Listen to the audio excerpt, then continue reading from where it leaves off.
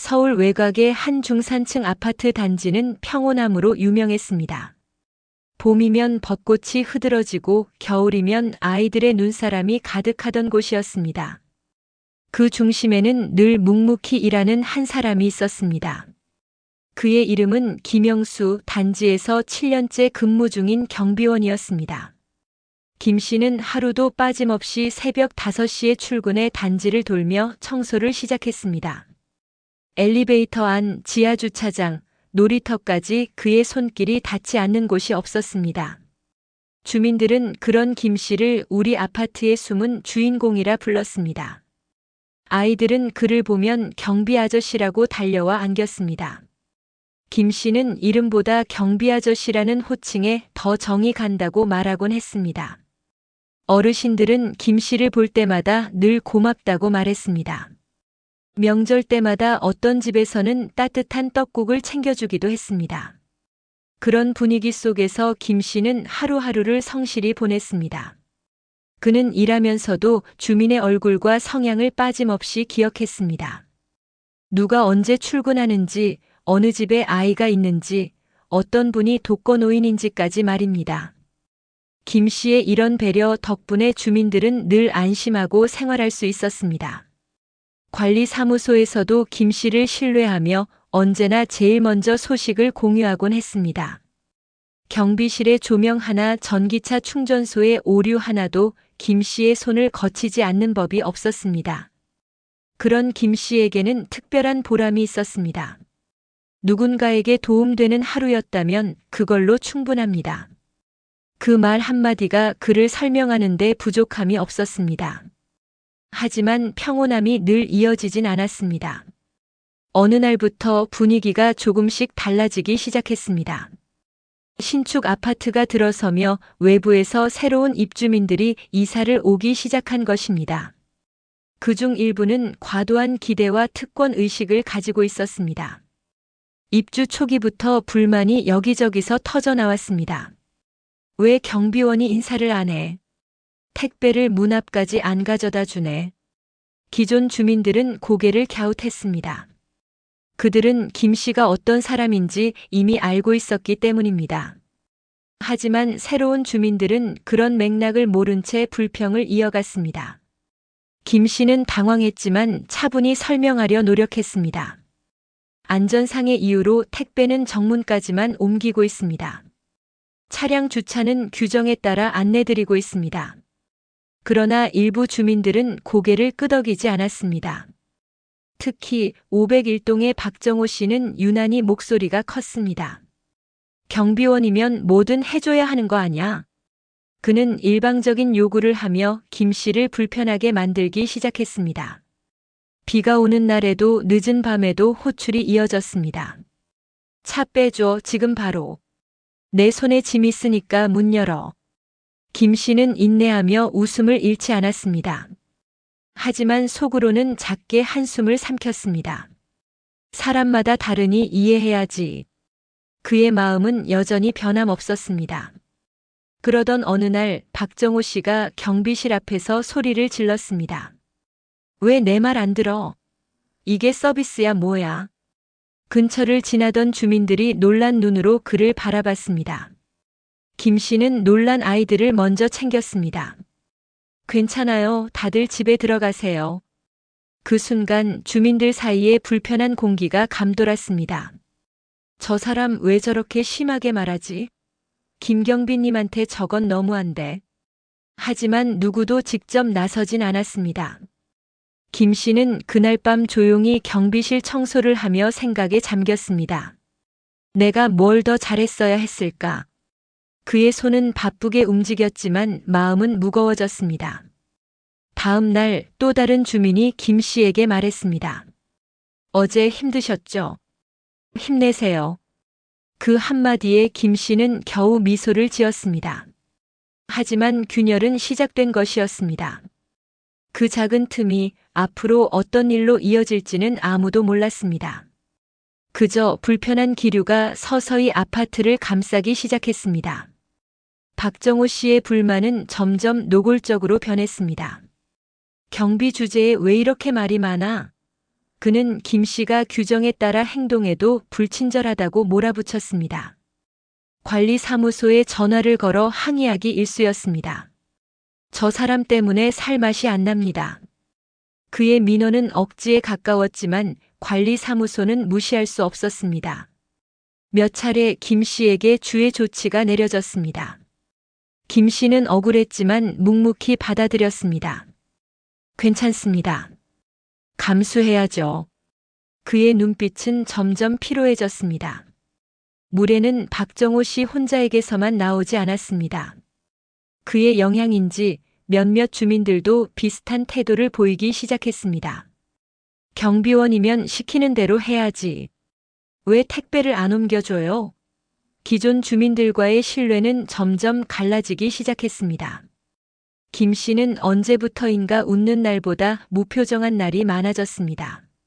하루에도 수십 번 경비실 호출이 들어왔습니다.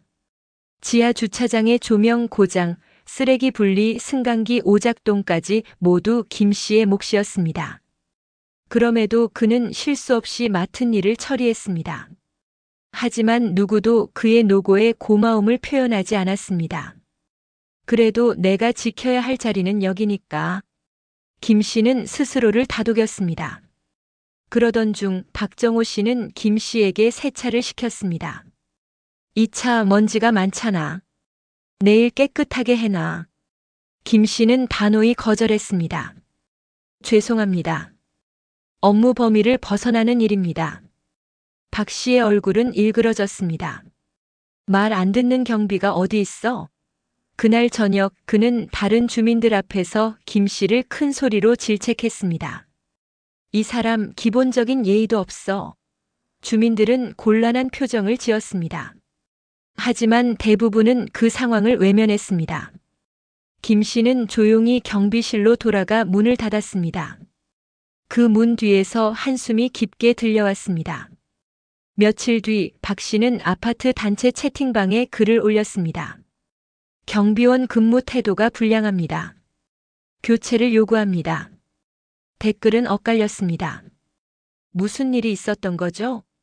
김경비님은 늘 성실하셨는데요. 하지만 일부는 박 씨 편을 들었습니다. 저도 불친절하다고 느꼈어요. 김 씨는 그 채팅방의 글을 보며 말없이 커피를 한 모금 마셨습니다. 이 또한 지나가리라. 하지만 이번엔 예전보다 오래 걸릴 것 같았습니다. 그 주말 놀이터에서 아이가 넘어져 다쳤습니다. 김 씨는 누구보다 먼저 달려가 아이를 안아들었습니다. 괜찮니? 어디 다친 데 없어? 그 부모는 김 씨에게 고맙다고 연신 인사했습니다. 그 모습을 본 몇몇 주민은 다시금 김 씨를 떠올렸습니다. 그 사람 진짜 좋은 분인데. 하지만 박 씨는 또 딴지를 걸었습니다. 놀이터는 엄연히 부모 책임입니다. 괜히 나선 거 아니에요? 그의 말은 차가웠고 사람들의 표정은 굳어졌습니다. 이제 김 씨를 두고 주민들 사이에서도 갈등이 일기 시작했습니다. 그는 원치 않았던 중심에 서 있었습니다. 누구는 그를 응원했고 누구는 무시했습니다. 김 씨는 조용히 자신의 자리에서 청소도구를 정리했습니다. 그리고 하늘을 올려다봤습니다. 언제쯤 다시 평온해질까요? 그의 속마음은 아무에게도 들리지 않았습니다. 그러던 중 단지 내에 중요한 사건이 발생합니다. 그리고 그것은 인과응보의 첫 번째 조짐이 되기 시작합니다. 그날도 김 씨는 평소처럼 단지를 돌며 청소를 하고 있었습니다. 낙엽을 쓸고 주차장 입구의 쓰레기를 정리하던 중이었습니다. 그 순간 501동 지하주차장에서 갑자기 고성이 들려왔습니다. 이 차 누가 긁었어? CCTV 돌려. 당장. 박정호 씨의 목소리였습니다. 그는 자신의 고급 승용차 측면에 긁힌 자국을 발견한 것이었습니다. 화가 난 그는 관리사무소와 김 씨를 동시에 불러냈습니다. 경비원이 제대로 감시 안 해서 이런 일이 생긴 거야. 김 씨는 조용히 고개를 숙이고 CCTV를 확인하러 갔습니다. 그는 이 시간 분량의 영상을 꼼꼼히 돌려봤습니다. 그러다 문제의 장면을 발견했습니다. 한 주민이 후진하다가 박정호 씨의 차량을 살짝 긁은 것이었습니다. 그 주민은 당황한 듯 잠깐 차에서 내렸다 다시 타고 자리를 떴습니다. 김 씨는 곧바로 박 씨에게 영상을 보여줬습니다. 하지만 박 씨는 분이 풀리지 않았습니다. 그걸 내가 못 막았다는 게 더 문제야. 그는 언성을 높이며 김 씨에게 책임을 돌렸습니다. 그 모습을 보던 다른 주민들이 다가왔습니다. 이건 경비님 잘못이 아닙니다. CCTV 확인도 직접 하셨잖아요. 주민들의 반응이 박 씨에게는 뜻밖이었습니다. 그는 인상을 찌푸리며 자리를 피했습니다. 그날 저녁 관리사무소에 익명의 제보가 도착했습니다. 박정호 씨, 단지 내 규정 위반 반복 중입니다. 제보 내용에는 과도한 불법 주차, 소음 문제, 경비원에 대한 폭언이 담겨 있었습니다. 며칠 뒤 관리사무소는 입주자 대표회의를 열었습니다. 그 자리에 김 씨도 조용히 참석했습니다. 회의 내내 박 씨는 불편한 표정으로 앉아 있었습니다. 경비원에 대한 부당 대우와 주민 간 불화를 일으킨 사실에 대해 확인이 필요합니다. 대표회의는 박 씨에게 경고 조치를 내렸습니다. 그 소식은 단지 전체로 퍼져나갔습니다.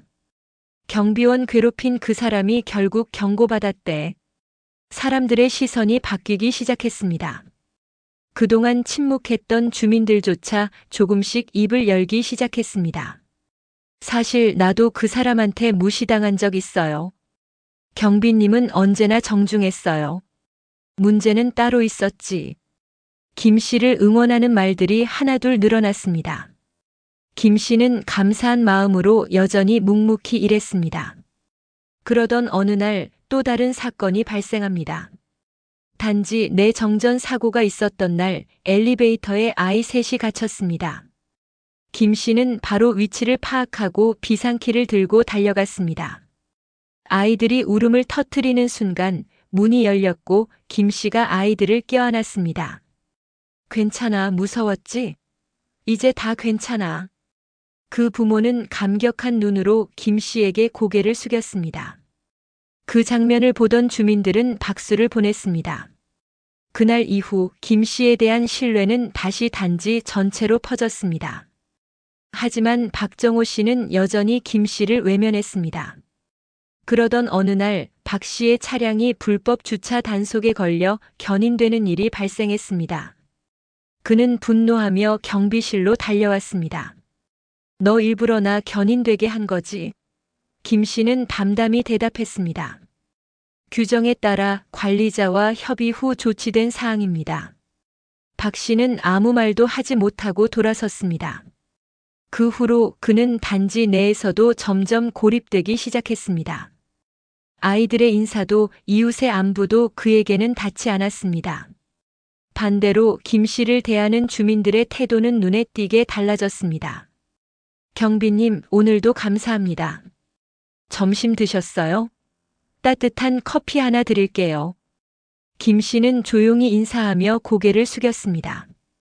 그 모든 과정을 옆에서 지켜보던 사람들은 느꼈습니다. 사람의 됨됨이는 결국 위기 속에서 드러난다는 것을요. 그리고 작은 친절은 결국 큰 신뢰로 돌아온다는 것도요. 김 씨는 오늘도 아침 일찍부터 단지를 돌며 청소를 시작했습니다. 손엔 빗자루가 들려 있었고 어깨엔 약간의 피곤함이 내려앉아 있었습니다. 하지만 요즘은 사람들의 시선이 조금 달라졌다는 걸 느끼고 있었습니다. 경비 아저씨, 안녕하세요. 아이들의 밝은 인사가 김 씨의 마음을 따뜻하게 만들어 주었습니다.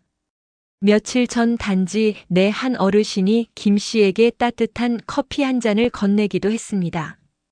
늘 고생하시잖아요. 감사해요. 그 작은 말이 큰 힘이 되었습니다. 그러나 그와 대조적으로 박정호 씨는 요즘 점점 표정이 어두워지고 있었습니다. 사람들과 마주칠 때마다 시선을 피했고 인사도 받지 못했습니다. 엘리베이터에서 만난 이웃이 그를 외면하고 문이 닫히길 기다렸습니다.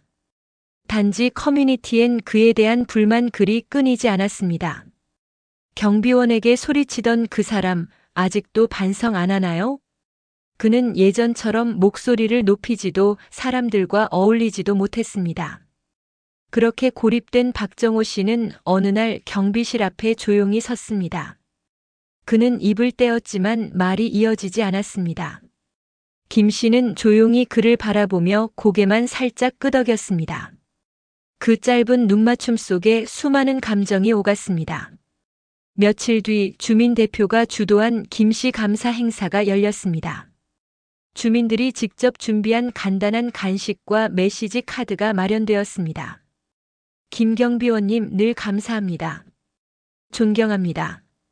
덕분에 우리 아이들이 안전하게 다닐 수 있어요. 작은 글귀들이 경비실 유리창을 가득 메웠습니다. 그 앞에 선 김 씨는 잠시 말을 잇지 못하고 조용히 눈을 감았습니다. 한 어르신은 김 씨 손을 꼭 잡고 말했습니다. 당신 같은 사람이 있어서 여기가 참 따뜻하오. 그날 경비실엔 웃음이 넘쳤고 사람들은 돌아가며 인사를 건넸습니다. 그리고 가장 뒤편 박정호 씨가 조심스럽게 모습을 드러냈습니다. 그는 잠시 망설이다가 모두 앞에서 손을 들었습니다. 저도 말씀드릴 게 있습니다. 그의 목소리는 작았지만 단단했습니다. 그동안 너무 무례했고 제 자신이 부끄러웠습니다.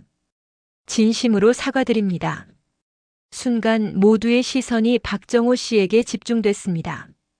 김 씨는 잠시 침묵하다가 천천히 자리에서 일어섰습니다.